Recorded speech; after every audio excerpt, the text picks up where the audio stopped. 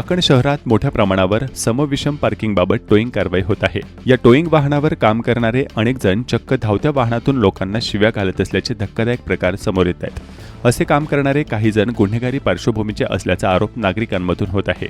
गुरुवारी चाकणमधील आंबेठाण चौकात एका टोईंग वाहनावरील कर्मचाऱ्याने चक्क रस्त्यावरील नागरिकांना अर्वाच्य शिव्या दिल्याचा गंभीर प्रकार समोर आला आहे। दरम्यान संबंधित कर्मचाऱ्याला वाहतूक विभागातून काढून टाकल्याचं पोलीस अधिकाऱ्यांनी पुणे लाईव्ह सोबत बोलताना सांगितलं।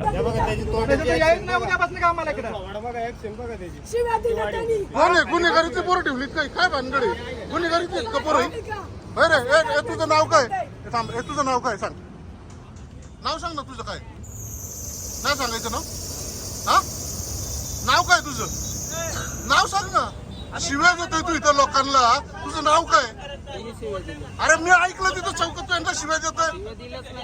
मी ऐकलंय मी पत्रकार आहे तुला माहितीये का तू यांना शिव्या देत होता